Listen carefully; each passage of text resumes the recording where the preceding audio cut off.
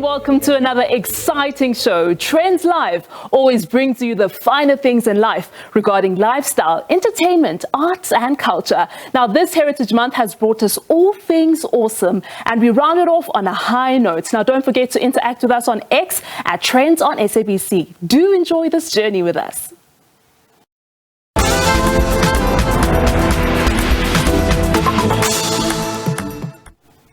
In the Stone Age, people migrated for different reasons, but most moved around for food and safety. Some carefully chose their dwellings near rivers because the land was fertile, resulting in multiple cultivations per year.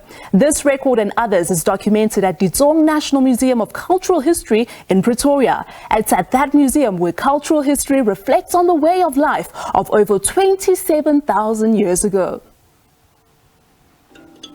Ditsong National Museum of Cultural History gives you a deeper understanding of some parts of our country. It mostly profiles various areas, their people and their way of life. There are 3 art exhibitions here, namely Schroeder, Dipitsa ke Bophelo and Sen Rock Art. The first stop as you enter the museum is the Schroeder exhibition. It's all about first people who migrated from Central Africa to the southern part of Africa 1,600 years ago. Those people mostly they settled in an area near the Limpopo River. That area is called Schroeder. From Schroeder they moved to K2. From K2 they went to Mapungubwe, and then after Mapungubwe they went across the Limpopo River, where we know them as the Great Zimbabwe. After the demise of Great Zimbabwe, then they came back across the Limpopo River. Mostly we know them as the Venda Nation. Firstly, we have a glass case here. It has clay pots. Because the blacks, when they migrated from Central Africa to the southern part of Africa, they brought in 3 types of technologies: the melting of iron, the usage of clay, and also farming. So with the usage of clay, they were creating clay pots. In this last case, we have two types of clay pots. A decorated clay pot was used for storing and saving purposes, and a non-decorated clay pot was used for cooking purposes. But those non-decorated clay pots, they do have markings.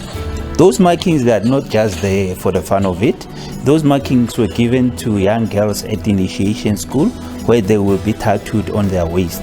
And then those markings, they resemble from which family you are from and which clan you are from. Amongst other things, the girls at the initiation schools would be taught how to use clay and create figurines like domesticated animals and non-domesticated animals. Those would also include human figurines. Fertility dolls were given to young girls after they finished initiation. They would receive a fertility doll, and then to show that they have passed initiation, they've been taught the rules of how to behave and also the result of the clan. And when they are done, they're gonna take the fertility doll back home, and then either you're gonna sweep the yard outside, you're gonna fetch water near the rivers, or you're gonna fetch wood. You're supposed to carry it on your back. Reason being, they have to show everyone that they've been to initiation school. Now they are ready to get married. They would sharpen their skills of using clay by asking them to create anything that they see around their environment. The San Rock Art Exhibition takes us back to when the San people arrived in the southern part of Africa 27,500 years ago. They were well known for their rock art. They were used for many reasons, including capturing historical events, decorations, and spiritual purposes. We normally call them the Bushmen, but we no longer call them the Bushmen. We call them hunters and gatherers because of their social life. The stones that you see in these exhibitions, those are examples of rock engravings because they are taking a stone and then carving it on top of another stone. And then the second one is called rock paintings. At first, they used stone tools as arrowheads, and then they later evolved from stone tools. They used bones, where they would shape the bones into a sharp point, and then they would use it as arrowheads. But after the interaction with blacks, because they could melt iron, then that's where their arrowheads changed from bones to iron arrowheads. As much as blacks, we have our traditional healers, the Sangomas.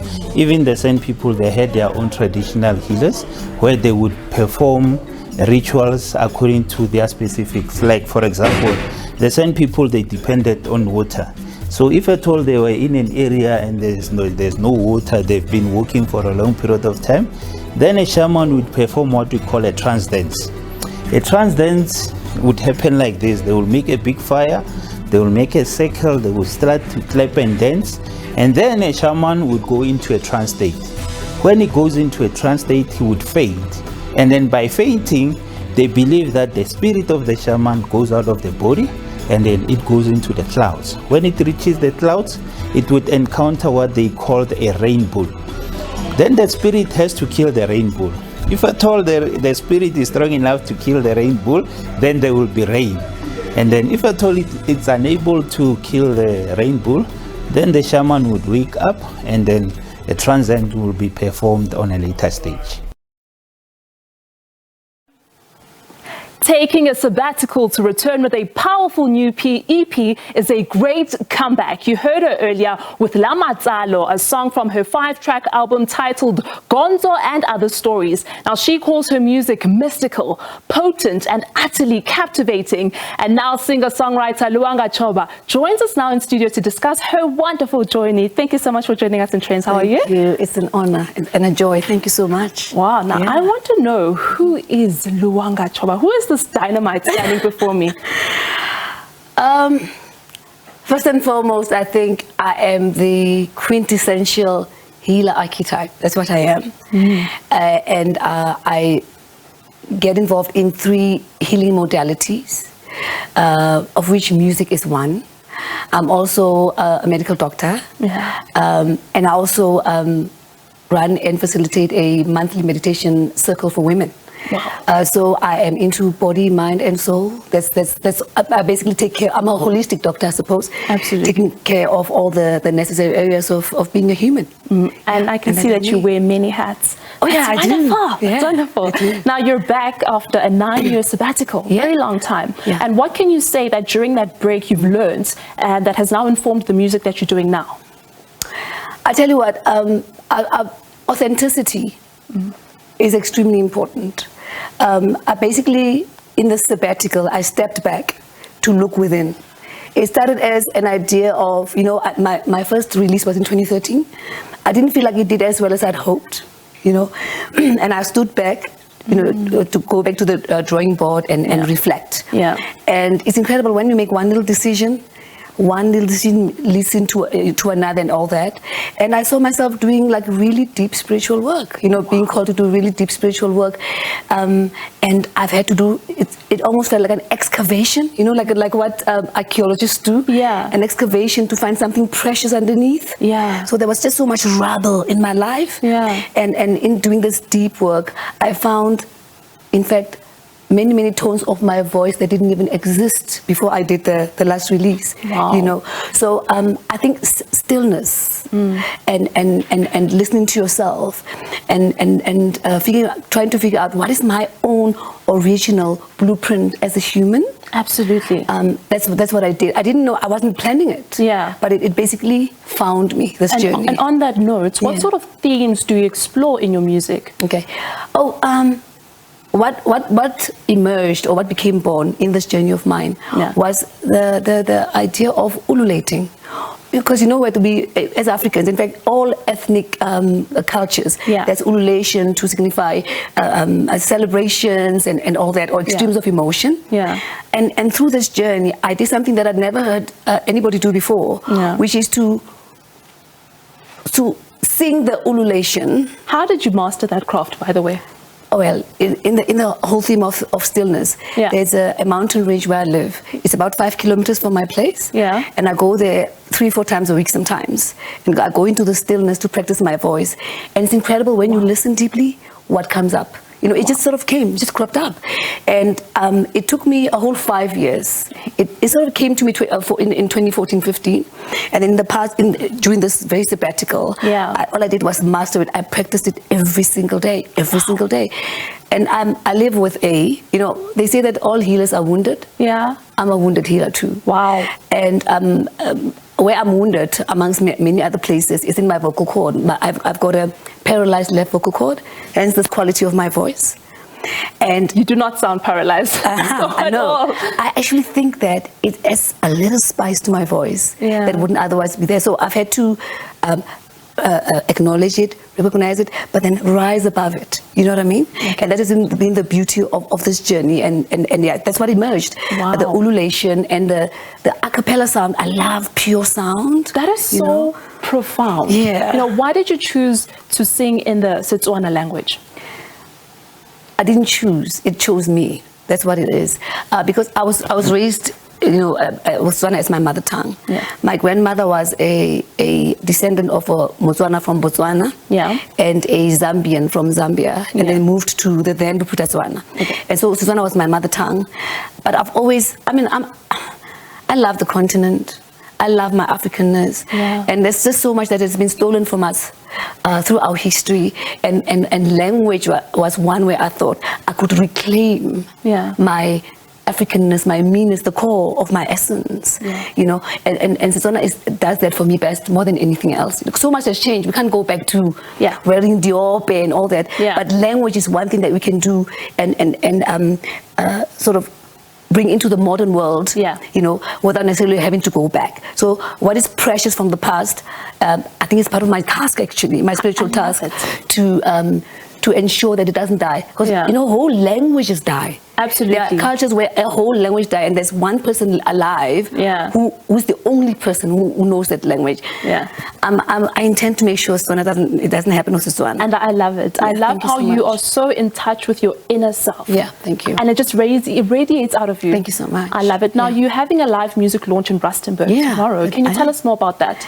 Not tomorrow, yes, on the 30th, yes. It's a live music performance. Yeah. I'm coming with a very talented band. Some of them, just two of the members. One of them has worked with Mam Busi Mhlongo. One of them performed at the weekend with Sipokazi, very talented band. Yeah. We're going to set Rustenburg on fire. Ooh. The venue is called Umlilo. Yeah. And I say Umlilo is going to be an inferno. Wow. Come the weekend. Yeah, so it's going to be a live event that starts at 5:30, and that's going to be a meal. I want to make sure that people are filled up and lubricated nicely. By the time that we mingle. Yes. And yes, it's going to be live. It's going to be me and them.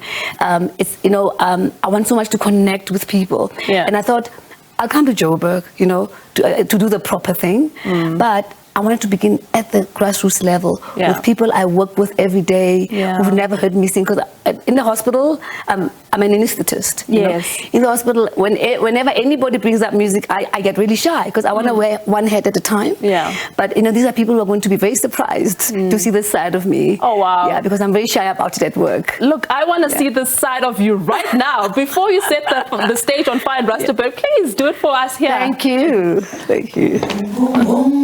Gong gong gong gong gong gong gong. Gong gong gong gong gong gong gong gong gong gong. Aki khubana iyo yo chapaganzo unchebile chapaganzo kinigamana bakhomukabe kiniketile ofotisatoro arunya katugile munyo munatia ngebasabetsi apitaipala mabalaka aremusadi kharisalivana nakimabele kikhasakasani nagari akikubona iyo japagozo unchebile japagozo akikubona yo japagozo unchebile kongo japagozo anakimuna wakuya.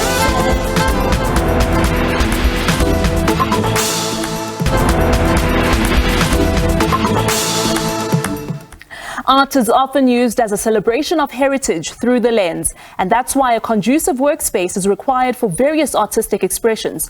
World brothers and artists Fhatuwani and Justice Mukheli recently opened their latest venture, Studio Mukheli. The studio represents a new chapter in their artistic journey, serving as a creative sanctuary, allowing them to work both independently and collaboratively. Let's explore this creative space at 44 Stanley in Joburg.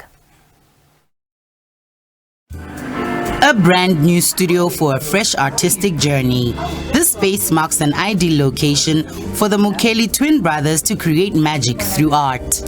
Fhatuwani, what does art mean to you and what does it represent? Art means to me freedom. Being able to express myself freely with no rules. And being a child, being connected to what I used to like as a kid. I'm playing around with a few mediums, but these are mediums I've always played with. Charcoal, acrylic, and ink in markers.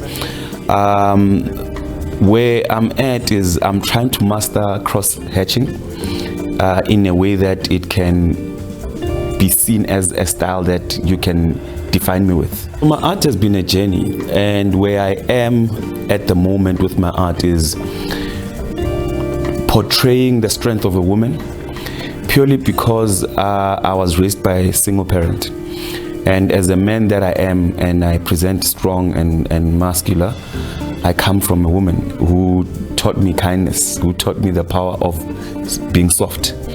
And I want my work to represent this strength. They are a dynamic duo.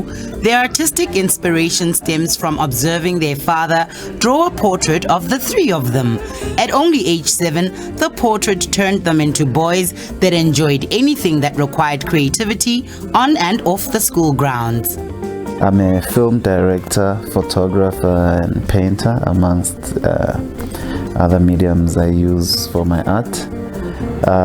My work mostly centers around the Black experience. In my painting, I explore spirituality, sexuality, and gender issues because we are the generation that's blessed to be able to look at that from a different point of view.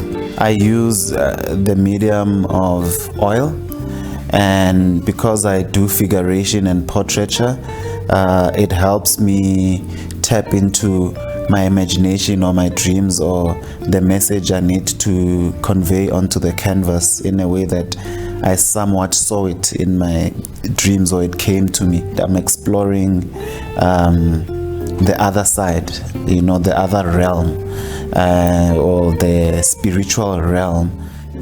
Honing their craft was not easy, but having dyslexia turned into pure serendipity for the artistic duo. My brother and I were born with dyslexia, and for long we didn't know it was dyslexia because, you know, we'd want to read books and you get to the third page and you forgot what you read on the first page, and you'd write notes, and when you read the notes it's completely gibberish somehow, you know. And being at schools where they didn't understand our condition and the dyslexia we were dealing with, we were made to feel stupid. But having each other was a big blessing. How is this the perfect space for you as brothers to work in? Our space is a safe space for our personal expressions.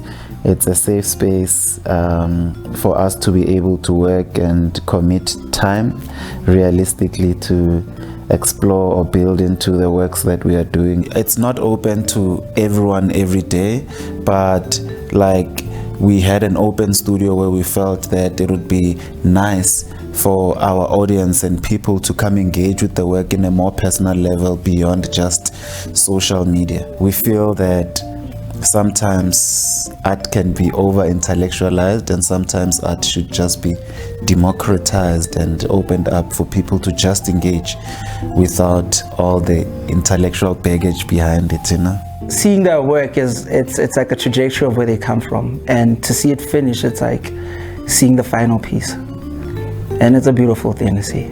I've known these guys for over 20 years, and we grew up together.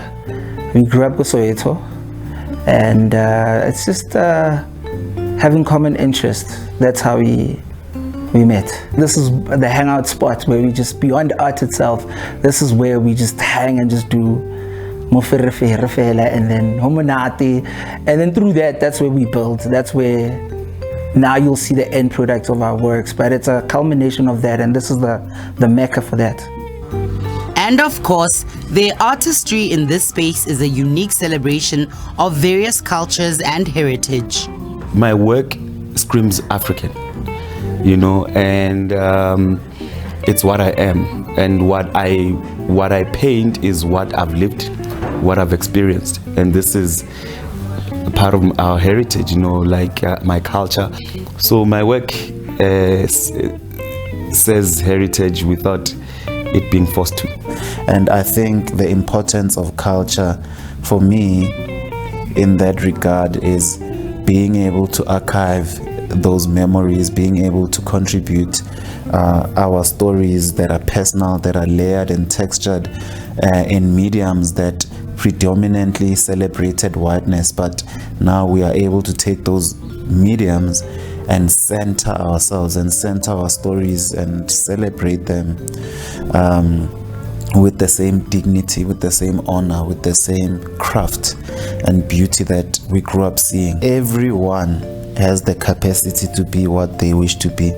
It's just work within reason and consistency away. That's the only thing you need to do. Studio Mukheli. Now that's an artistic fountain to draw knowledge and creative aspirations from.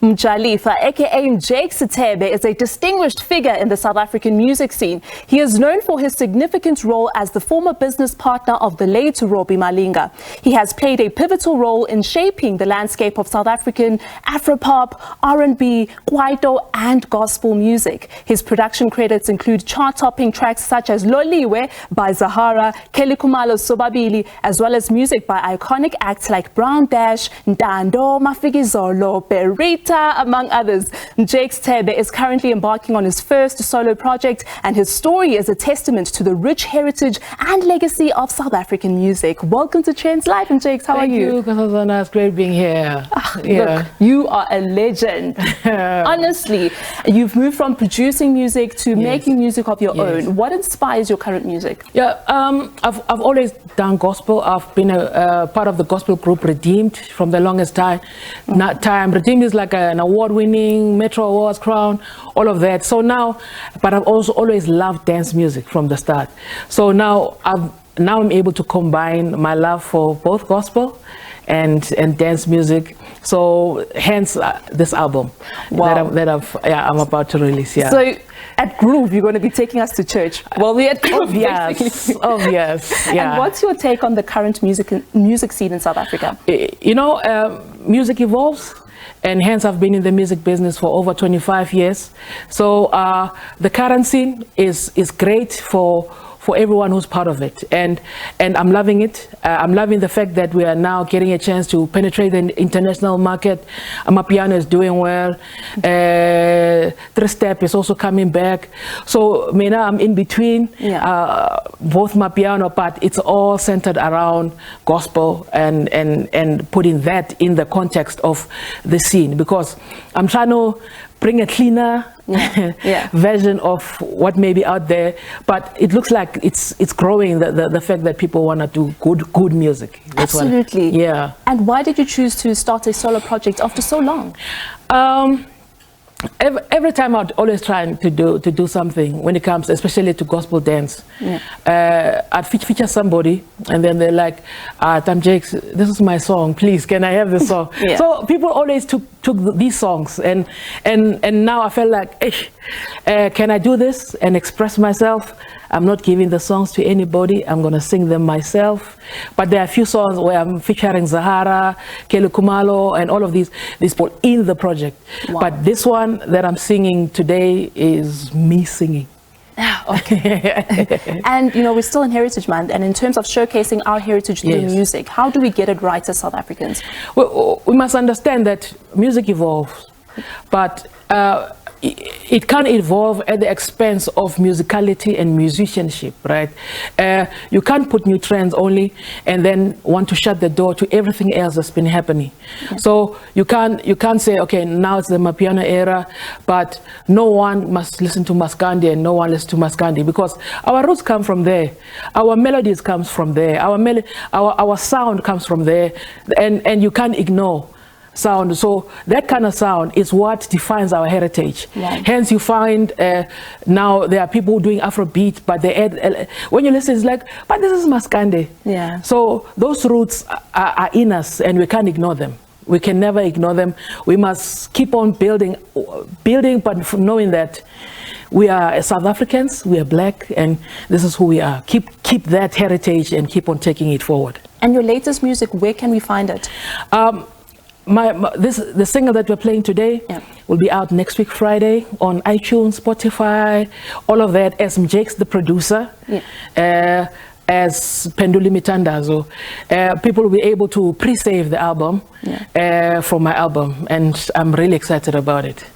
And I just really have to know, what is your secret to longevity in the music industry? How do you stay relevant? don't be held back and just identify with a particular music. People fall back because they're like, no, I'm a hip hopper, you can't move me. The reason why I've managed to do, I've been through the Kwaito era, we've done Izinyoga, we've done all of that, we've done Sahara. Is parallel to that. I was doing gospel. I was part of a gospel group. Yeah. Is to be open-minded about music and cultures, because cultures change. Yeah. And if you want to stay relevant, don't ignore the current culture. Even if you don't feel it, don't ignore it. Understand it. Go deep into it. Dive into it. And that's what I've always done. Yeah. Hence, I've remained relevant for over 25 years. Yeah. Brilliant. Yeah. And just very lastly, where can we catch your live performances? I'm still building up launches. Okay. I'll have, if people follow me on my social media, like Instagram, Jake's the producer, X, Twitter, Jake's the producer, TikTok, Jake's the producer.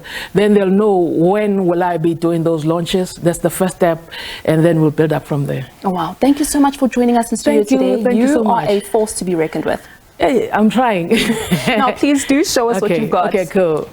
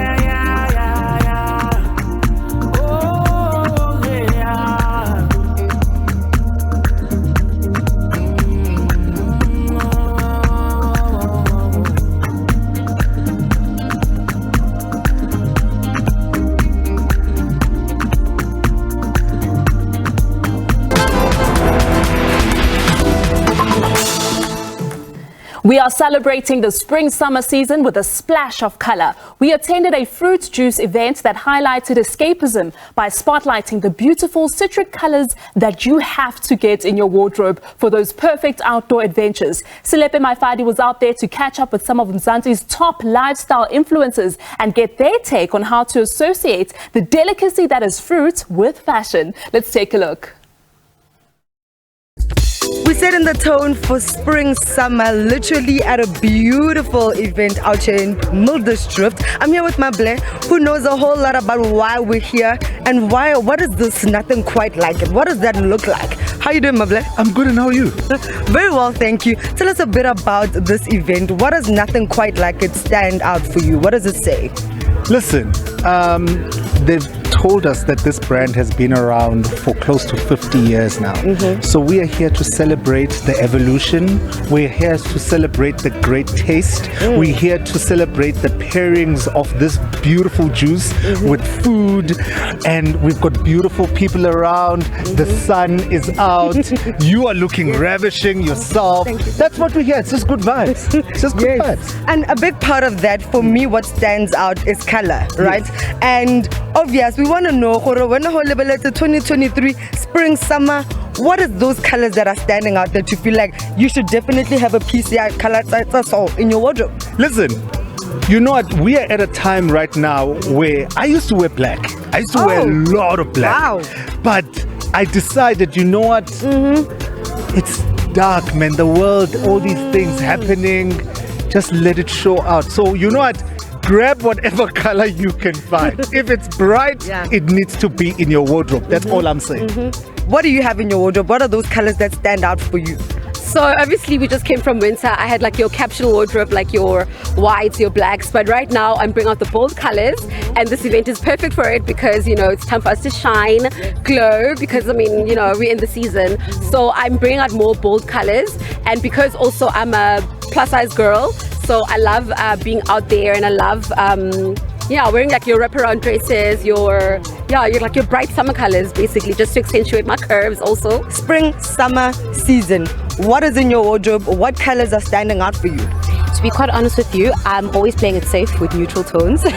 But I've been pushing my boundaries here and there, so I've brought in a lot of pink since the Barbie movie came out. I'm just like, bold colors can actually be cute, and they do suit pretty much everyone, because I always felt like it's probably too much, you know. But yeah, I'm starting to enjoy those. Do you associate clothing or color with fruit? And if you were, what would you go for? What is that color that pops out? Listen, we all know there's that one juice, that is the star, cranberry cooler. Yes. You know what I'm saying? So look at the packaging. That's what you should be going for. For the summer, be a cranberry cooler. And how do you pair your cranberry cooler? My mom watches, so I pair it with a sandwich. Oh, okay. You know, that's it. My mom, biscuits. That's all I'm gonna say. Yep. And then when we switch off the cameras, I'll tell you exactly. How do you pair your perfect juice? What do you have it with? Oh, definitely orange juice, my liquid orange juice with gin, honey. Okay, gin and juice. I'm allowed to say that. Gin and juice, definitely. Or in the morning, I like my breakfast punch. Definitely my breakfast punch. But during the day, if it's a Saturday, I'm with my girls, definitely gin and juice. Classic. But yeah, still amazing. The brand is all about escapism. When you think about that, what do you do in your downtime to switch off, to be like, okay, it's time for Butumele to be zen? A normal zen day for me, switch off social media, switch off my phone, or sometimes looks like me with my girls in the balcony just chilling, not doing much. What is that thing that Amira does to detach herself from the busy world we're in? Sure, so I do, to detach, I'm an outdoors person, so anything outside. So again, I think that was another push into me now exploring colors that I wasn't so used to wearing, bright colors like this today. But it's that's taking me out of my comfort zone, and it's obviously also very season appropriate. And I'm actually starting to enjoy and fall in love with it, and falling in love with how it also makes me feel, because it's vibrant, it's energetic, and those are part of the things that I personally enjoy. Like, I love outdoor sports and outdoor activities, so the two kind of come together and they complement each other, and I think that's how we're going to be doing summer going forward. Okay, so you'll be outdoors a whole lot this summer. A lot. I've already started. Done my picnics. I've just come from some festivals and concerts these past weekends and shit. Like, I'm ready. All right. Well, there you go, Vatundi. Amira is out there. She's already kick-started. You don't want to fall behind. Please do catch up. Thank you so much, Amira, for speaking to us. As well. Where are we finding you this spring, summer? Where are you going to be? How are you ending off the year? Listen, you are going to find me relaxing. I think I've worked a lot this year, and I'm just going to take this summer to just relax, by the poolside, and I think I'm going to invite a few people. Watch out for that. Well, there you go, but Trendy, take some time out, cool off, chill, enjoy your cranberry cooler with a biscuit or whatever is your choice. There you go, Bitumela is chilling like a villain. Okay, she's enjoying the fresh colors, doing the most kadi silhouette, that's very vibrant. Wrap around, man. You know, you don't want to miss it. Do follow us for more content. You already know, but Trendy, I got you locked. Period. Thank you. Thank you. There are a lot of things that come and go in this world. All forms of entertainment either fade away or stay around for a while and then eventually die out. But there is one genre of music that will never die, and that is jazz. This weekend, the annual Standard Bank Joy of Jazz Festival is back, bringing together most renowned jazz musicians across the continent. On the road to the 2023 Joy of Jazz Festival, show producer Asanda Zondi attended the festival's workshop, where jazz lovers reflected on the evolution of jazz music and its influence on other music genres.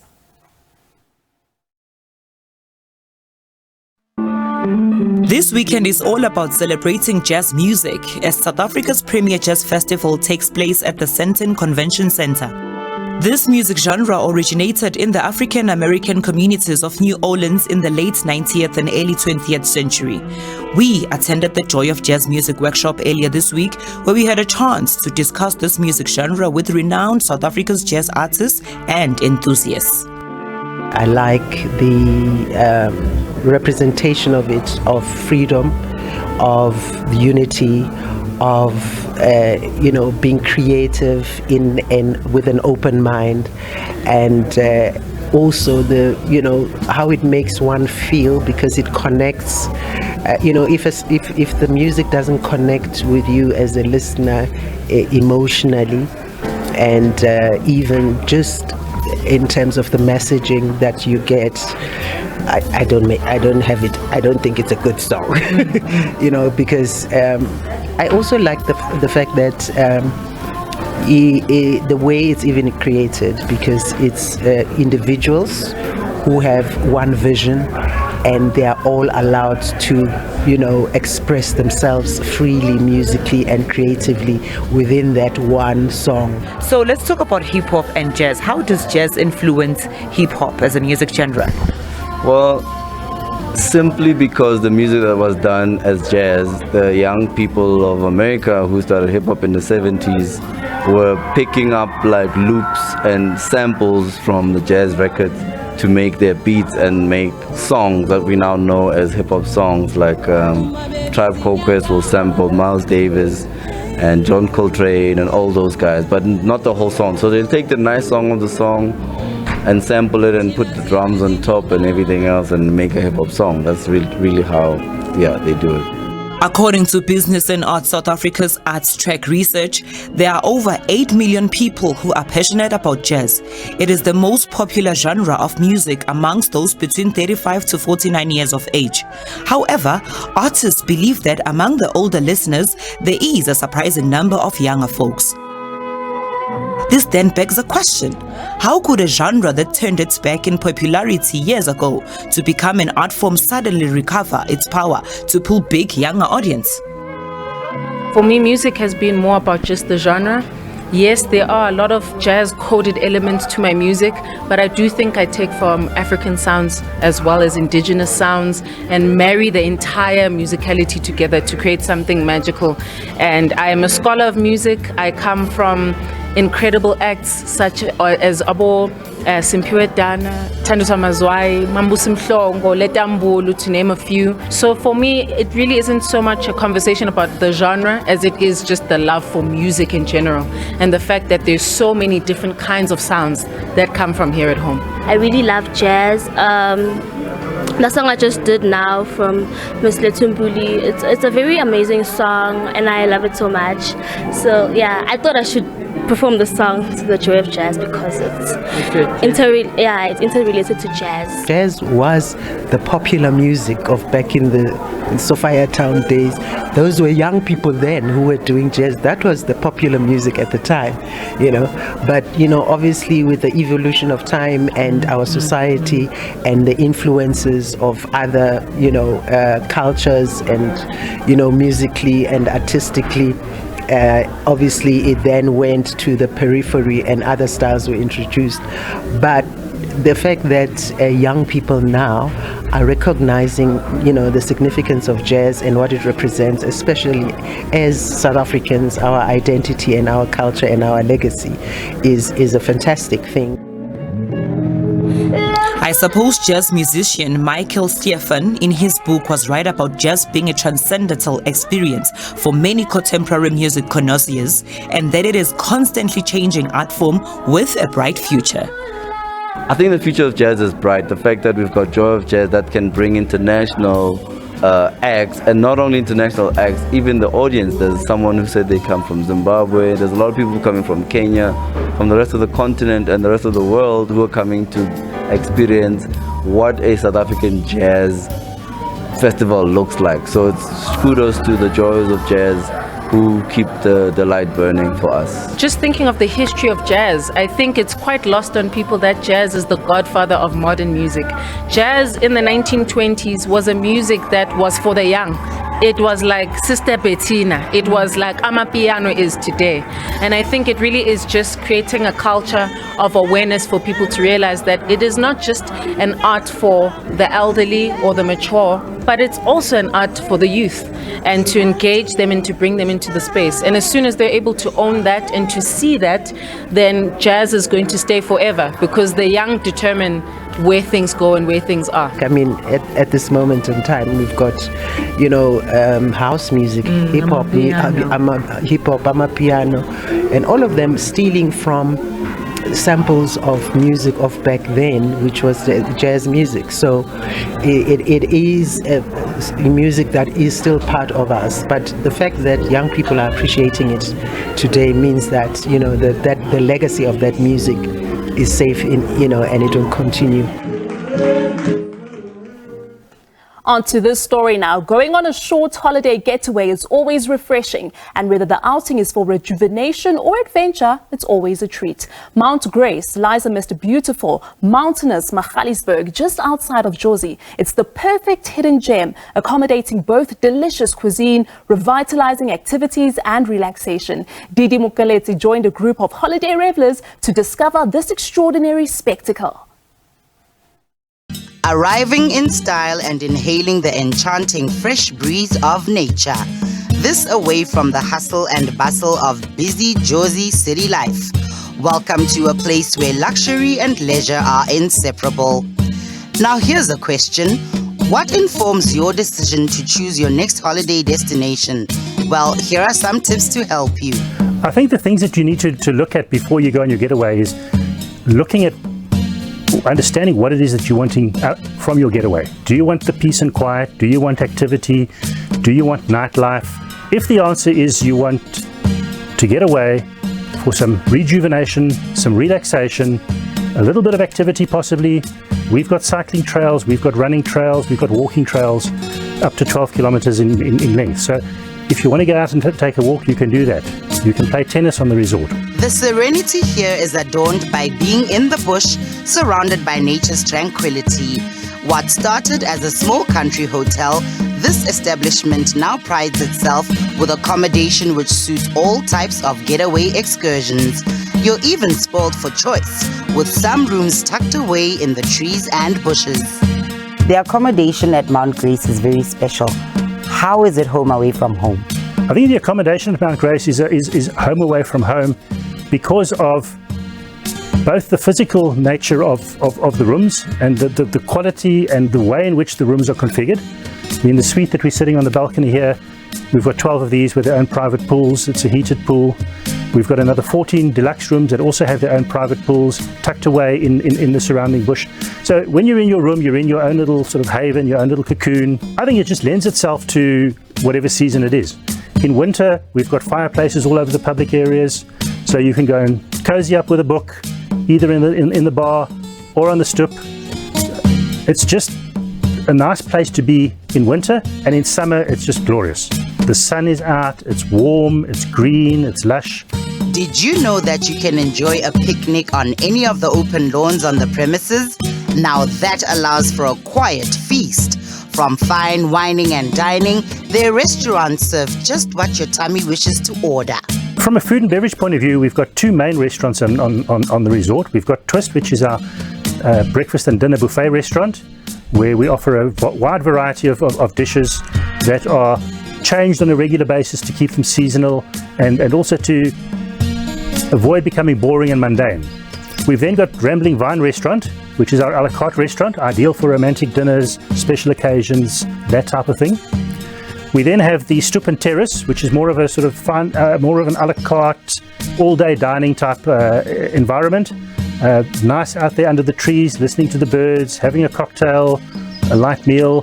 This is a beautiful, beautiful place to come and just escape the burdens of reality. We're nestled within the trees of the Mukheli's bushes. There's a flotation pool at the Mount Grace Spa. It is absolutely exquisite. The fact that it is super accessible, very close to Johannesburg, and it's outdoors. There's so much to do here. The hiking, being able to be around the excellence in service. I think it's a showcase of the absolute best that South Africa has to offer in this particular industry. Being born and bred in Johannesburg, we all get caught up with the hustle and bustle.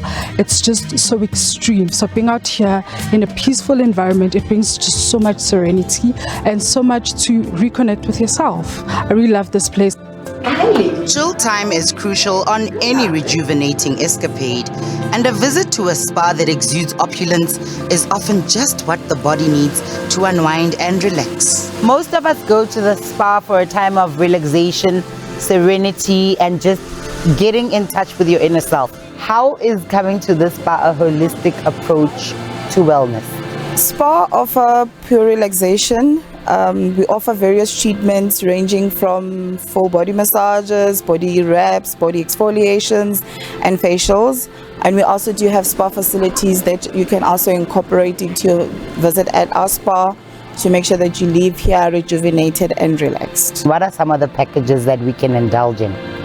So some of the packages that we have in the spa, our most popular package is called the Ultimate Romantic Package, which comes with 3 different treatments, which are mostly body treatments. So our lunch menu include items like your chicken Caesar salad, your cheese boards. We also have tree of kish. We also have got scones, and we also do have a heated outdoor jacuzzi that you can also use in conjunction with the rock pool. So that would be the therapy of using hot and cold water, which also helps with circulation. We also have a steam room, which also assists with circulation as well and relaxation. And we also have the infinity room flow pool. At our spa, we have a flotation pool, which is salt content, so it will make you float on top of the water. So being in there for 30 minutes is equivalent to 4 hours of sleep. That's how relaxing it is. I just think people need to be aware of this little secret, this little gem that we have hidden here in Mukheli'sburg, and if we can unlock that knowledge, I think we'll have very many happy local tourists. I love your love. This tucked away hotel is definitely a bucket list destination, which certainly leaves you feeling restored and rejuvenated. Well, I hope you enjoyed the show as much as I did tonight. Remember to tune in again next week, Friday at 8 p.m. only on SABC News. Until then, it's good night and goodbye, and stay kind.